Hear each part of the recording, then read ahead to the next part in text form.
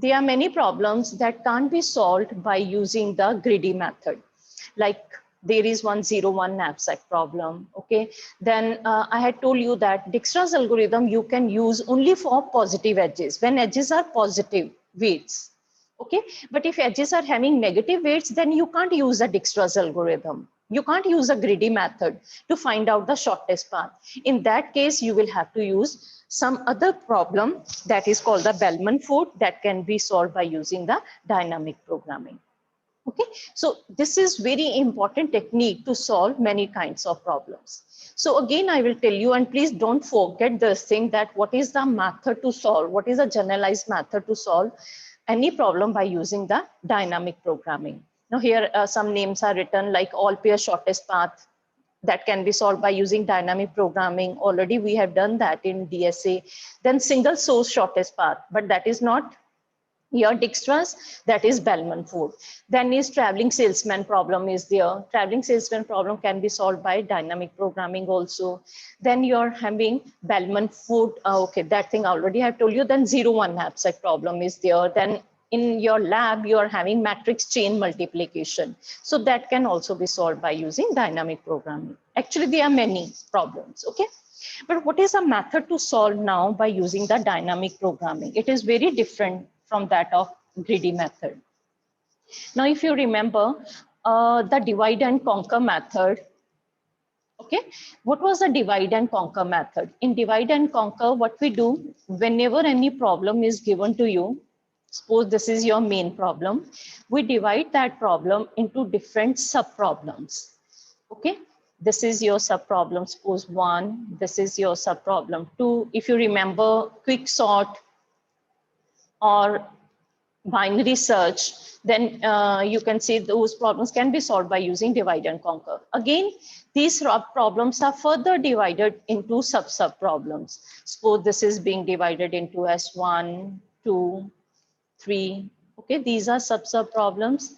And then again, this is being divided into different sub problems. And again, this is being divided into different sub problems. Okay, suppose this is, I'm writing S4, 5, and 6, like this way.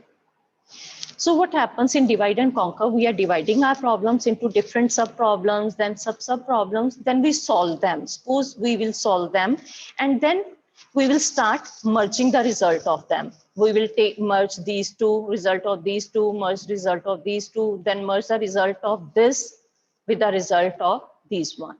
Okay, but in divide and conquer, what happens that if this sub problem, suppose S4 is similar to S3, what's the meaning of that? Suppose this is your quick sort, you are solving some quick sort problem. Okay, now here suppose some sub problem is coming that you have to, or it is suppose merge sort hai, or quick sort hai. Suppose you have to sort this one 21 and 2, and here also suppose you are getting the same sub problem that you have to sort 21, 2.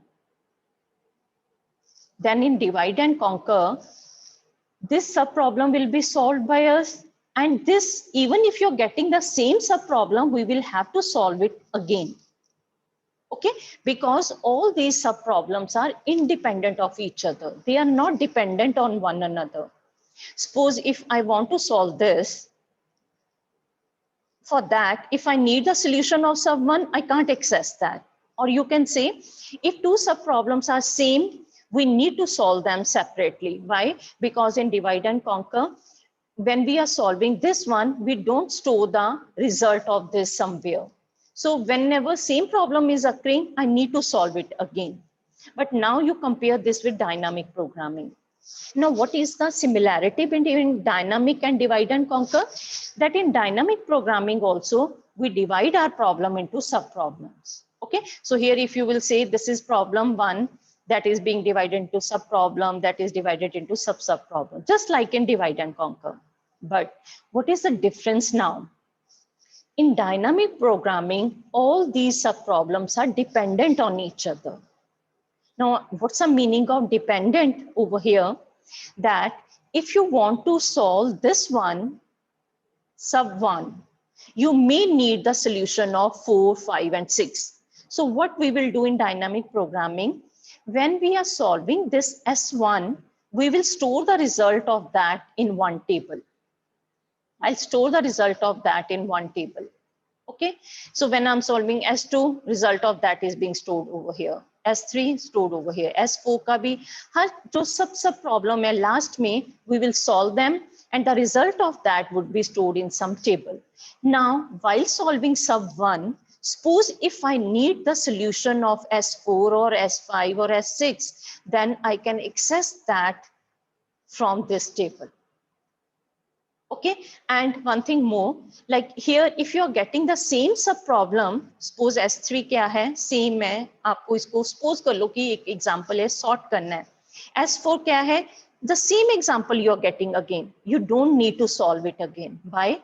Because the solution of this is already present in this table. So while solving this, we won't solve this again.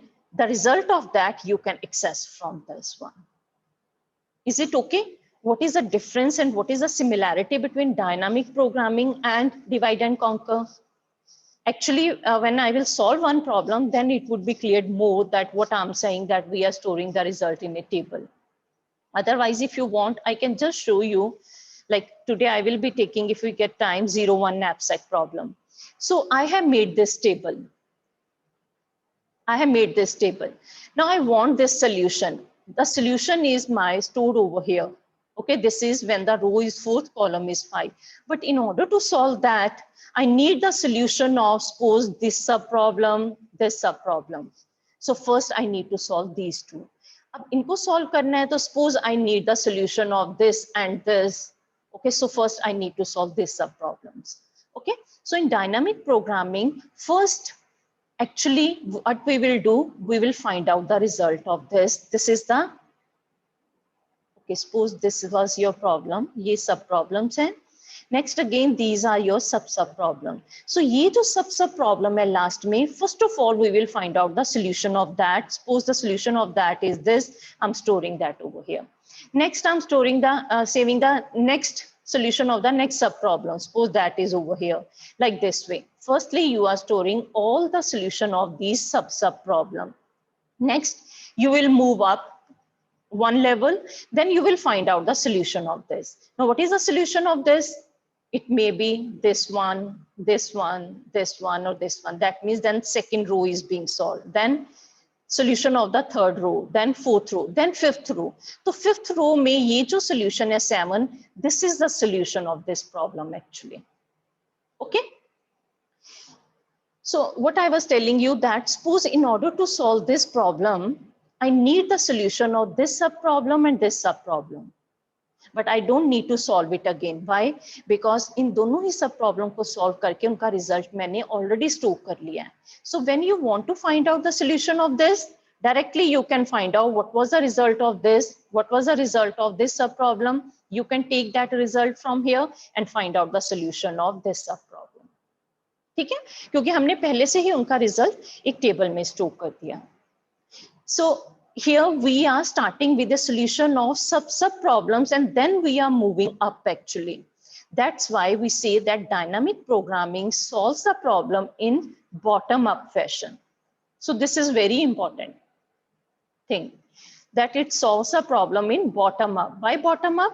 I'm saying because it is finding the solution of the last level first, all the sub problem, then it will move one level up, find out the solution of all the sub problems at this level, then it is moving up like this until you're getting the solution of the main problem.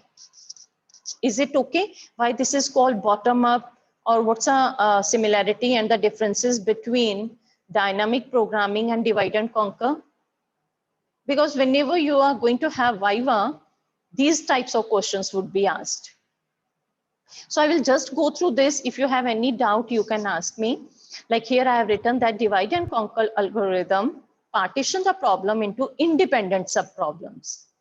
That means all the subproblems are independent of each other in divide and conquer. They are not dependent. But in dynamic programming, subproblems are not independent. That means they are dependent on each other.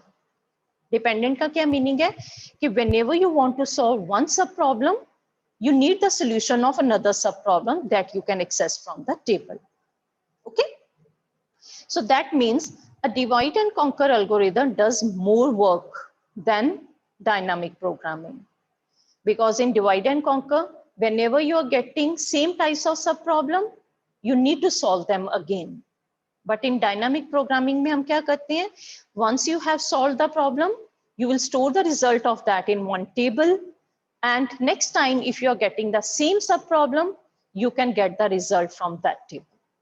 So these things are very important. So if you have any doubt, you can, just like your greedy method, dynamic programming is also used to solve optimization problem. Optimization means where you have to minimize something or maximize something.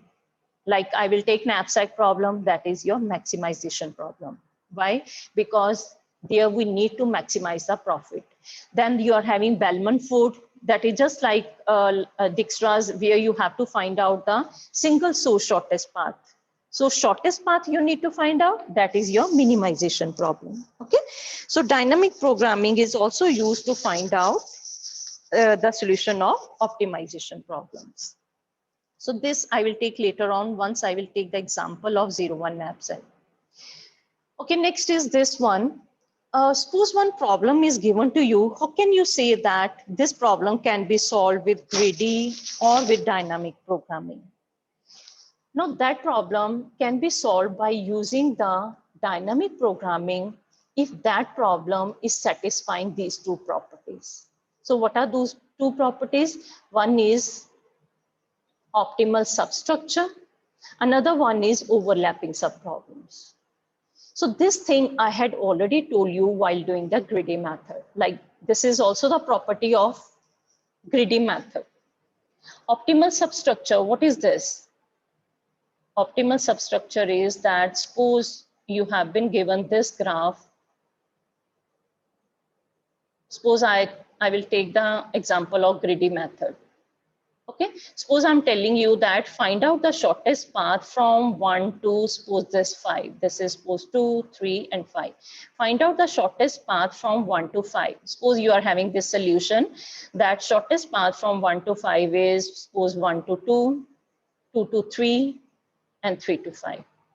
Okay, then I'm saying that this is not your graph. Your graph is now only, suppose I'm taking this much. Okay, I'm taking a subproblem of that. So what is a subproblem of this? If I will erase this fifth node, okay, this is a subproblem. Then you will see that the solution of this is included over here only. जो main आपकी problem है उसका solution में ही इसका solution है. What is the solution? This should be the solution of this सब problem. Okay, I'm not taking the fifth node. That means this is my sub problem of what? Of this problem. इसी का ही वो एक सब problem है. तो अगर इसका सॉल्यूशन ये है तो इस सब प्रॉब्लम का सॉल्यूशन ये होना चाहिए. ओके, तो अगर मेरी प्रॉब्लम इस प्रॉपर्टी को सेटिस्फाई कर रही है, then that is called optimal substructure. Optimal substructure means sub means sub problem. That means the solution of a sub problem is included within the solution of the main problem. If your problem is satisfying this property, that is called optimal substructure. Next one, I have already told you that this is overlapping subproblems. That means in dynamic programming, all the subproblems, they are dependent on each other. Okay, if you want the solution of one subproblem, it is dependent on the solution of another subproblems. And the result of that, we will store in a table. Okay, so if these two are also very important, like again in 2 marks question, this can be asked like, how can you say that a particular problem can be solved using dynamic programming, or what are the characteristics of dynamic problems that can be solved with dynamic programming? Okay, so these two properties should be satisfied by your problem, then only it can be solved by using dynamic programming. Otherwise, we can't solve it. Is it clear? Yes. Okay, again, one I have told you, write down in your notebook. Otherwise, I will give you an assignment. What are the differences between dynamic programming and divide and conquer? Although divide and conquer is not in your syllabus, but these types of questions can be asked. Now, this question is also very important. Like, what are the differences between dynamic programming and greedy method? Okay, so out of this, I have told you this thing, that this is your bottom-up approach and greedy method is top-down approach. Why this is called top-down? Because in greedy method, suppose if this is your graph and you need to find out the solution of this, we start from here, we find out whatever is best at this moment, then you go to the second part, you find out whatever is best. So at every time you are getting a solution of your main problem. Okay, so here this is called the top down approach. We are not using the bottom up. We are not taking a sub problem of that and then solving it. Okay, so this is a top down approach, and this is like, obviously, dynamic programming, when you are taking, you need to make one table in which you are storing all the solution or sub problems. Okay, so it is a bit slow as compared to greedy method, and it is more complex. You will come to know that why it is more complex once I will take one example. But it is usually faster as compared to dynamic programming, and it is simpler. But although there are many problems for which we don't have any solution by using greedy method. Okay, then you take this one. What we are doing in dynamic programming, a choice is determined based on the solution of sub-problems. And over here, we quickly make a choice that currently looks best. This thing you already know. This would be cleared once I will again solve the fractional knapsack problem. Okay, and over here it is written that sub-problems are solved first. So this thing I have already told. That's why this is called bottom-up approach. But over here, greedy choice can be made first before solving further sub-problems. Like over here, you are making a greedy choice, then you are moving to the next part. Okay, and once you are making a greedy choice, that is a solution of your main problem. Then you're going to another step, finding the other part of the solution. Okay, so one by one, actually, you are getting the solution of the main problem by using the greedy method. So these are the differences between greedy and dynamic. Fine. So next I'm taking 0-1 knapsack problem, and this is again very important, and the method of solving this is obviously very different from that of greedy method. And like all the problems that we will solve by using dynamic programming, in those there is one formula that you need to remember. And what is a way? Once you know that what is this formula and how to solve that problem, it will take time. The problems that we have already done in greedy method, that can be solved very simply. But here, manually, if you want to do, it will take time. Like this way, you need to find out the solution of all these cells over here. Obviously, it is going to take time. Okay. So you need to remember a formula. This formula is very important, but once you know this formula, programming is very easy. Just see this program that you can implement, like if you are having some problem like this, the fractional knapsack, that you can implement within 10 minutes. Because you just need to give what is the knapsack capacity, what is the array W, what is the array benefit, and then you can apply this algorithm and you're getting the solution. That is very easy implementation part. Okay. Manually doing this is tough, but you can get all these problems in your question paper. Okay, so today first I will tell you like what is the difference between 0-1 knapsack and fractional. Then obviously the solution I will take tomorrow. Okay, what was the fractional knapsack problem first? Yes.